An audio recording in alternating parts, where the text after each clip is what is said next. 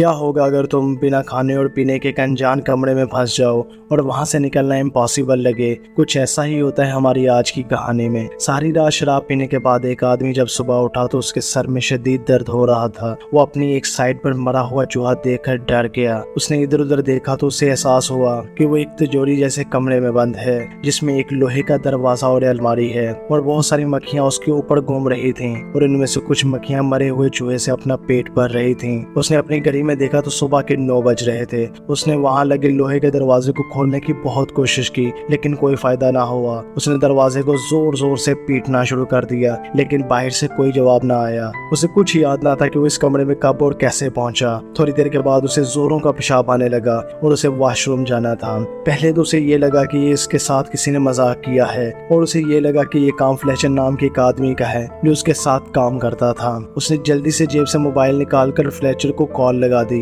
लेकिन वहाँ नेटवर्क नहीं था। उसका मतलब ये हुआ कि बाहर वो किसी को कांटेक्ट नहीं कर सकता।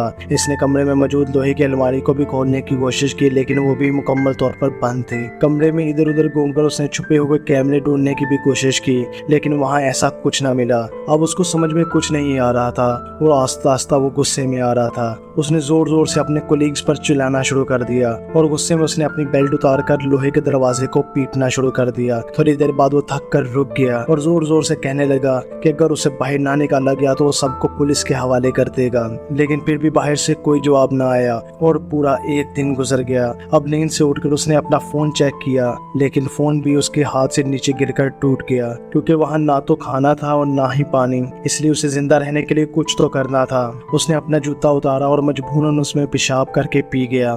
भूख और अकेलेपन की वजह से अब वो पागल होता जा रहा था। अचानक से उसे ऊपर लगी ट्यूबलाइट में एक चाबी दिखाई दी। उसने जल्दी से ट्यूबलाइट तोड़कर चाबी बाहर निकाल ली।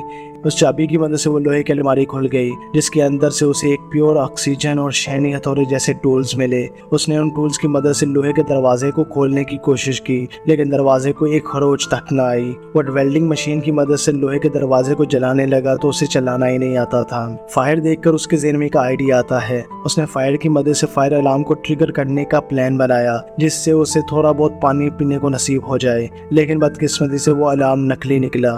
इस सब के बाद उसने शैनी हथौड़े से दरवाजा तोड़ना चाहा, लेकिन दरवाजा इतना मजबूत था कि उसे आंच तक न आई। उसने अपना गुस्सा निकालने के लिए अलमारी को जोर जोर से पीटना शुरू कर दिया और कुछ देर बाद वो खामोशी से बैठ गया। तभी उसे दीवार में एक छेद दिखाई दिया। वो जल्दी से शैनी हथौड़े से उसे तोड़ने लगा। वो सुरंग बनाकर बाहर निकलना चाहता था। आहिस्ता आहिस्ता कमरे में ऑक्सीजन की मकदार कम हो रही थी, इसलिए उसने प्योर ऑक्सीजन ले ली, लेकिन इसके जिस्म में ऑक्सीजन की मकदार ज्यादा होने की वजह से उसका सर चकराने लगा। उसके बाद उसकी नजर उस मरे हुए चूहे पर लगे कीड़ों पर पड़ी, तो उसे जिंदा रहने के लिए वो कीड़े भी खाने पड़े। काफी मेहनत के बाद उसने वो दीवार वाला छेद बड़ा कर दिया और उससे दीवार में मौजूद सरिये दिखाई देने लगे। उसने वेल्डिंग किट से वो सरिये काटे और दीवार तोड़ना जारी रखा। कुछ ही देर बाद वहाँ रोशनी आने लगी, जिसे देखकर वो बहुत खुश हुआ।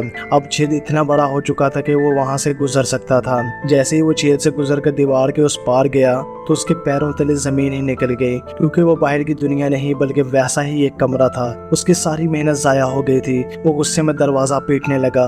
थोड़ी देर के बाद उसने कमरे में नजर दोहराई तो उसे वहाँ लाल रंग का एक ताबूत नजर आता है। उसने बड़े आराम से ताबूत का ढक्कन उठाया तो उसमें से एक खूबसूरत लड़की देखकर वो हक्का बक्का रह गया। वो लड़की मरी हुई तो नहीं लग रही थी, लेकिन वो गहरी नींद में सो रही थी। जब उस आदमी ने लड़की को जगाया तो वो बुरी तरह से डर जाती है। जब उसने उससे बात करने की कोशिश की तो उसे पता चलता है कि वो एक दूसरे की जबान नहीं समझते थे। वो लड़की उससे डरकर उसके पुराने वाले कमरे में जाकर छुप गई, लेकिन उस आदमी में इतनी ताकत ना थी कि उसे कुछ समझा सके। इसलिए उसने ताबूत में ही सोकर रात गुजारने का फैसला किया। लेकिन आधी रात को डरी हुई लड़की ने उसे आकर जगाया और सुरंग खोदने का काम जारी रखने को कहा, लेकिन भूख प्यास की वजह से उसके लिए कुछ करना नामुमकिन था। पूरा दिन काम करने की वजह से उसके हाथ पर छाले भी पड़ गए थे और अब उसे आराम की सख्त जरूरत थी। तो इस लड़की ने खुद ही औजार उठाकर सुरंग खोदना शुरू कर दी, लेकिन ये काम इतना आसान ना था। थोड़ी देर बाद उस लड़की को पेशाब आ गया तो वो दूसरे कमरे की तरफ भागी, लेकिन आदमी ने उसे वहीं रोक लिया और इशारों से उसे कुछ समझाने लगा। असल में उस आदमी ने लगातार 3 दिन से पानी नहीं पिया था और लड़की का पेशाब उसके लिए बहुत कीमती था। थोड़ा हेजिटेट करने के बाद लड़की ने उसके जूते में पेशाब कर दिया और अपनी जान बचाने के लिए उसे ये वाहियात काम भी करना पड़ा। हालांकि वो लड़की उसकी लैंग्वेज नहीं समझती थी, लेकिन आदमी को देखकर वो समझ गई थी कि इन्हें जिंदा रहने के लिए करना होगा। फिर वो आदमी उसे कीड़े खाने का भी सिखाता जाता है, लेकिन उसे वो साफ साफ मना कर देती है। इसके बाद वो कमरे की दीवारों में छेद बनाना शुरू कर देते हैं, लेकिन इतनी मेहनत करने के बाद भी वो दीवार में छोटा सा छेद ही कर सका। उसे देखकर वो लड़की रोने लगी। आदमी ने उसे नॉर्मल करने के लिए गाना गाया तो वो भी उसके साथ गाने लगी। तभी उस आदमी के हाथ पर हथौड़ा लग गया तो जल्दी से लड़की ने अपना सर का दुपट्टा उसके हाथ पर बांध दिया। देखते ही देखते उनमें दोस्ती हो गई और वो इकट्ठे खोदने का काम करने लगे। अचानक लोहे के दरवाजे वाला ताला अपने आप घूमने लगा और वो दोनों भागकर उसकी तरफ गए तो ताला फिर से अपनी जगह पर आ गया। काफी देर ट्राई करने के बाद उनको समझ आ गया कि जब तक वो दरवाजे की तरफ पीठ करके रखेंगे ताला खुलता रहेगा। धीरे धीरे वो दरवाजे की तरफ पीठ करके पहुंचे तो दरवाजा अपने आप खुल गया और वो तीसरे कमरे में पहुंच गए। लेकिन बदकिस्मती से ये भी वैसा ही कमरा था जहाँ एक खाली कब्र रखी गई थी और पहले जैसा लोहे का दरवाजा भी था। लड़की ने समझदारी दिखाई और पिछले कमरे से सारे औजार उठाकर इस कमरे में ले आई। उन्होंने इस दरवाजे को भी पहले की तरह खोलने की कोशिश की, लेकिन वो दरवाजा किसी भी तरह से ना खुला। अब इनके पास कब्र खोदकर सुरंग बनाने के अलावा कोई रास्ता ना बचा। अब इस आदमी के जिस्म में जरा भर भी ताकत ना बची थी। वो चकरा कर नीचे गिर पड़ा। लड़की अब भी ठीक थी क्योंकि उसने कोई काम नहीं किया था। अब आदमी को तेज बुखार भी होने लग गया। तभी अचानक आदमी को कैद करने वाले आदमी के असल मकसद का पता चलता है कि उनको कैद करने वाला उन दोनों को एक दूसरे का कत्ल करते देखना चाहता है, इसलिए बाहर निकलने के लिए उनमें से किसी एक को मरना होगा और इस कमरे में कब्र किसी एक की मंजिल है। सारी मुश्किल खत्म करने के लिए आदमी ने उस लड़की को कत्ल करने के बारे में सोचा, लेकिन वो ऐसा ना कर सका और अब उसके अंदर जिंदा रहने की सारी उम्मीद दम तोड़ चुकी थी। इसने खुद को ही कब्र में लेटा लिया और मौत का इंतजार करने लगा। लड़की ने उसे थप्पड़ मारकर जगाए रखने की कोशिश की, लेकिन उसमें कोई हलचल न थी। उसने आदमी को कब्र से निकाला और उसे जमीन पर सुलाने लगी। अब वो भी पूरी तरह से तंग आ चुकी थी।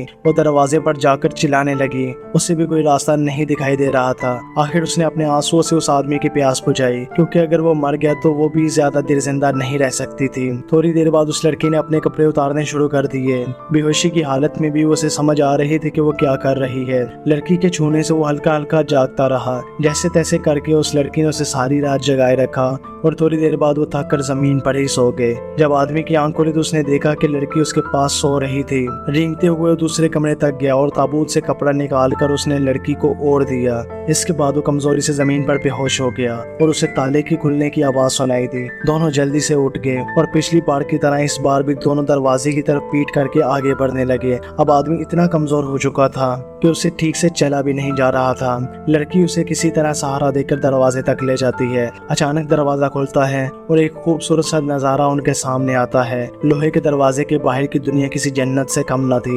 इतना खूबसूरत नजारा उन्होंने आज तक नहीं देखा था। दोनों ने एक दूसरे की तरफ देखा और मुस्कुराने लगे। इतनी मुश्किलें सहने के बाद आखिर में उनको इतना खूबसूरत अंत मिला। और अब वीडियो अच्छी लगी हो तो वीडियो को लाइक करें, चैनल को सब्सक्राइब करें मजीद इस तरह की वीडियोस को देखने के लिए।